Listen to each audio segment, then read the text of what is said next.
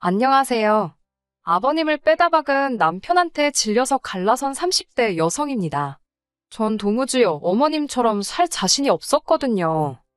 초등학교 동창인 남편과 제가 다시 만나게 된 건 동창회에서였습니다.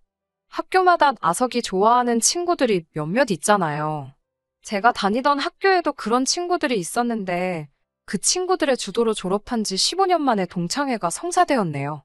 다행히 요새는 쉽게 연락을 주고받을 수 있는 수단이 많아서인지 동창회를 하자는 이야기가 나오고 얼마 지나지 않아 바로 모이게 되었지요. 저녁 시간 호프집에서 모였는데 남편 혼자서 멀끔하게 정장을 입고 나왔었어요. 동창회에 무슨 정장식이나 입고 나왔냐며 놀려대는 친구들 사이에서 멋쩍어 하며 웃는 남편과 제 기억 속에 있는 옷도 꼬질꼬질하게 입고 까불거리던 남학생이랑 너무 달라서 신기하다 못해 어이없을 지경이었네요. 남편도 남편대로 달라진 제 모습에 적잖이 놀랐다고 했으니 제가 낱말할 처지는 아니지만요. 동창회 이후로 서로 마음이 맞거나 거리가 가까운 친구들끼리 모이기 시작했는데 저와 남편은 회사가 가깝더라고요. 그래서 퇴근 후 이따금씩 맥주나 한잔 하자며 서로 불러내기 시작했습니다. 그리고 어쩌다 보니 맥주 한 잔의 만남이 영화 보기가 되고 그렇게 남녀 사이에 데이트처럼 되더니 둘 중 누구도 먼저 사귀자는 말은 하지 않았지만 정신을 차리고 보니 연인 사이가 되어 있었습니다. 자연스럽게 관계가 발전되어 그런지 서로 부딪힐 일도 크게 없었고 웬만한 일은 웃으며 넘기게 되더라고요. 그렇게 큰 다툼이나 문제없이 3년을 사귀고 결혼까지 약속하게 되었습니다. 흔히들 결혼은 단순히 남녀 단둘이 만나는 게 아니라 집안끼리 만나는 거라서 부모도 잘 살펴봐야 한다잖아요. 꼭 그래서는 아니지만 그래도 본격적으로 결혼 이야기가 나오기 시작하니까 미리 시부모님 되실 분들도 만나보고 가풍도 알아보고 그래야겠더라고요. 그래서 한 1년 동안은 자주는 아니어도 이따금씩 시부모님과 밖에서 만나 식사도 하고 차도 마시면서 서로가 서로를 알아가는 시간을 가졌습니다. 남편도 저희 부모님과 그런 시간을 가졌고요. 그렇게 본격적으로 결혼 준비를 하는 동안에 갑자기 생각지도 못한 일이 생긴다거나 서로 얼굴을 붉히거나 할 상황이 없었습니다. 주변 사람들도 부러워할 만큼 모든 것이 순탄하고 원만하게 진행되었네요. 신혼집은 월세였는데 돈 때문에 그런 것은 아니었어요. 단순히 남편이나 저나 이직을 생각하고 있었기 때문에 좀 더 신중하고 싶었습니다. 서로 마음에 두고 있던 회사들이 다르기도 했고 그 회사들 모두 위치가 중구난방이라서 이직부터 하고 거주지를 정하는 걸로 이야기를 했지요. 이게 신의 한 수가 될 줄은 그때는 미처 몰랐네요. 인생은 원래 생각한 대로 흘러가지 않는다더니 그게 정말 맞는 말이었어요. 남편도 어머님 아버님도 모난 구석 없이 좋은 사람들이었는데 생각지도 못한 문제에 인물이 있었으니 그건 바로 아버님의 동생 시삼촌이었습니다. 나이 50의 시삼촌은 시할머니와 같이 살고 있었는데 정확히 표현하자면 얹혀 살고 있었어요. 언젠가 술에 취한 아버님께서 이야기하시기를 시삼촌은 젊어서부터 얼굴이 번지르르하니 인물이 좋아서 여자들이 엄청 따랐다나요. 한 번만 만나달라고 애걸복걸하는 여자들이 줄을 섰다는데 그러다 어떤 여자한테 잘못코가 꿰었답니다. 술 먹고 실수를 했는데 아주 민망한 표현을 하셔서 차마 옮기지는 못하겠네요. 아무튼 그래서 결혼을 하긴 했는데 시삼촌이 다른 여자한테 또 코가 꿰어가지고 얼마 못 살고 이혼했다고요. 듣고 있자니 얼마나 어이가 없고 한심하던지 시삼촌뿐만 아니라 그런 시삼촌을 감싸고 도느라 매번 여자가 추파를 던졌다는 식으로 표현하시는 아버님까지 이상하게 보일 지경이었어요. 아무튼 제가 남편과 결혼했을 당시 시할머님의 연세는 이미 80이 넘었었고 그런 와중에도 시삼촌, 그러니까 50 먹은 아들 뒤치다꺼리를 하며 지내고 계셨습니다. 그런 와중에 시삼촌은 딱히 하는 일까지 없어서 할머님께 돈을 타쓰기도 하고 사정이 여의치 않으면 아버님이 하시는 가게에 와서 장사를 돕겠다며 어슬렁거리고 다니기가 일쑤였어요. 가게에서 그렇게 하루를 보내고는 일당을 내놓으라는 식이었지요. 이제 와서 말이지만 옆에서 이런 시삼촌의 모습을 보고 듣고 겪으니 어떻게 대우를 해드려야 할지 모르겠더군요. 말이 나와서 말인데 꼴보기 싫은 놈은 꼴보기 싫은 짓만 한다더니 어찌나 그렇게 불평불만은 또 많은지 몰라요. 앞서 말씀드렸다시피 저희는 신혼살림을 월세로 시작했습니다. 그렇다 보니 저희 집도 아니고 굳이 집들이를 할 이유를 찾지 못했지요. 그런데 아버님께서는 그건 예의에 어긋난다며 집들이를 꼭 해야 한다셨습니다. 문제는 저나 남편이나 맞벌이를 하다 보니 집에서 음식 준비를 하기는 시간이 여의치 않았어요. 남편과 상의 끝에 집에서 멀지 않은 곳에 위치한 고깃집에서 어른들을 모시고 식사를 하고 이후로 집에 와서 과일이랑 커피를 대접하는 쪽으로 결론을 내렸습니다. 그런데 아버님께 저희가 세운 계획을 말씀드리니 집들이 한다고 불러놓고 식사를 밖에서 하게 하는 법이 어디 있냐며 어른들 데리고 똥개 훈련이라도 시킬 셈이냐고 크게 화를 내시더라고요. 오히려 어머님께서는 그럴 수도 있지 뭘 그런 걸 따지냐며 아버님께 핀잔을 주셨지만 별 소용은 없었습니다. 아버님께서 들은 척도 안 하셨거든요. 솔직히 결혼 전에는 항상 밖에서만 뵈서 그런지 아버님이 이렇게 억지를 쓰시고 말도 안 되는 고집을 피우시는 분인 줄은 꿈에도 생각지 못했기에 충격이 이만저만 큰 게 아니었어요. 결국 아버님의 말씀대로 집에서 식사를 대접하는 집들이를 하기로 했습니다. 시부모님뿐만 아니라 시삼촌과 시할머니도 모시고 말이지요. 근데 솔직히 다들 너무한다 싶었습니다. 솔직히 집들이라고 하면 하다못해 휴지든 세제든 뭐 하나 사다 주실 수 있는 거 아닌가요? 네 사람 모두 빈손으로 오셨더군요. 그나마 어머님께서 나중에 필요한데 보태라고 10만 원 제 주머니에 넣어주시긴 했지만 사실 다른 무엇보다 제가 짜증이 났던 건 시삼촌의 지저분하고 매너 없는 행동 때문이었어요. 거실에 상을 펴놓고 남편과 제가 음식을 나르고 있었는데 시삼촌이 그 상 앞에 혼자 앉아서는 음식 맛을 보고 계시더라니까요.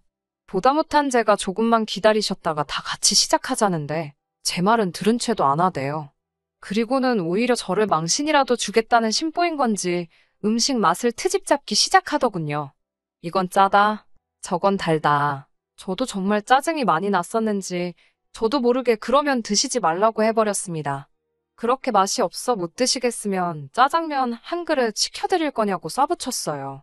그러자 어머님께서 제 허벅지를 살짝 꼬집으시며 귓속말로 하시는 말씀이 시할머님한테도 저런다며 신경 쓰지 말랍니다. 대들어봤자 너만 손해라고 참으라고 그러셨어요. 정말이지 그날 스스로 그래 내가 시삼촌이랑 매일같이 부딪히며 사는 것도 아니니 참자 몇 번을 되뇌었는지 모릅니다. 그런 삼촌이 정말 골칫덩어리가 된 건 얼마 전에 있었던 시할머님의 낙상사고에서 시작되었어요. 사실 낙상사고가 있기 얼마 전부터 정정하시던 시할머님의 건강은 눈에 보일 정도로 빠르게 나빠지고 있었거든요. 상황이 그렇다 보니 당연히 회복은 더딜 수밖에 없었고요. 그러자 아버님께서는 어머님께 시할머님을 모시고 살자셨던 모양입니다. 문제는 어머님께서 절대로 못한다며 극구반대 아주 결사반대를 하시더라고요. 웬만하면 아버님 뜻에 맞춰주시는 어머님의 성격을 알고 있었기에 그토록 격렬하게 못한다 하시는 어머님이 신기해 보일 지경이었습니다. 그리고 저는 그 이유를 남편으로부터 들을 수 있었어요. 남편이 말하기를 불과 몇 년 전까지 어머님은 시할머님의 호된 시집살이를 겪으셨다고 합니다. 시할머님께서 워낙 목소리도 크시고 정정하신 데다가 아버님께서 무조건 시할머님 편에만 서 있으니 어머님께서 몸고생 마음고생을 많이 하셨다고요. 그러다 시삼촌이 어디서 재산 다 날려먹고 시할머님 댁으로 들어오게 되면서 비로소 분가를 하실 수 있었답니다. 오죽하면 분가하는 날 어머님께서 현관문을 붙들고 엉엉 우셨다고요. 그런 사연이 있었음에도 불구하고 아버님께서는 어머님의 입장은 전혀 고려하지 않으시고 무조건 시할머님을 모시고 와야 한다고 고집을 피우셨어요. 결국 어머님께서 딱 한 가지 조건을 내거셨습니다. 지금 시할머님이 살고 계신 집을 정리하고 어머님 아버님이 사시는 집도 팔아서 그 돈으로 더 큰 평수의 아파트든 어디로든 이사를 가자고요. 최소한 숨통 트일 공간을 마련해주면 다시 한번 모셔보겠다 하신 거지요. 참고로 이야기하자면 사실 지금 어머님 아버님이 사시는 집은 작은 편입니다. 두 분은 지어진 지 32년이 넘은 아파트에 살고 계셨는데 방 하나, 거실 하나가 전부였지요. 하지만 어머님이 내건 조건에 아버님께서는 난색을 표하셨어요. 시할머님 댁을 팔면 시삼촌은 어디 가서 사느냐는 거였지요.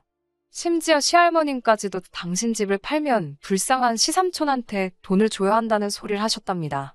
어머님 입장에선 솔직히 얼마나 서운하고 속상하셨겠어요? 참다 못한 어머님께선 그럼 시삼촌이 시할머님 모시게 하라고 이제껏 무전취식하며 얹혀 살았으니 자식 노릇은 해야 할 것 아니냐고 아버님께 따지고 드셨대요. 여담이지만 저 또한 어머님의 말씀이 틀리지 않았다 생각합니다. 하지만 아버님께선 당신 동생이 할 줄 아는 게 뭐가 있냐고 라면밖에 더 끓이냐면서 어머님더러 사람이 왜 이렇게 돈밖에 모르냐는 식으로 마치 어머님이 시할머님의 재산만 탐내는 파렴치한으로 몰고 가는 듯했어요. 뿐만 아니라 싫다는 어머님께 계속해서 시할머님을 모시고 살 것을 강요하시대요. 그게 며느리의 도리라면서요.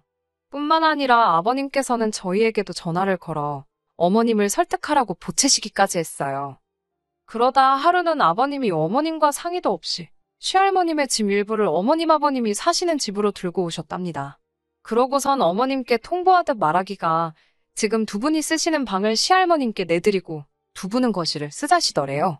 어차피 거실에서 TV밖에 더 보냐면서 시할머님은 방에만 계실 테니 불편할 거 하나 없다면서요. 가족끼리 조금 참고 배려하며 살자셨다고요. 이런 아버님의 변하지 않는 태도에 어머님도 더는 참을 수 없으셨던 모양입니다. 하루는 시할머님을 제외한 온 가족이 모인 식사 자리에서 이번에 당신이 시할머님을 모시게 되면 그 길로 집을 나가겠다는 소리까지 하시더라고요. 그런데 그 말씀하시는 태도가 어찌나 강경하던지 거의 무슨 독립선언이라도 듣는 것 같았다니까요.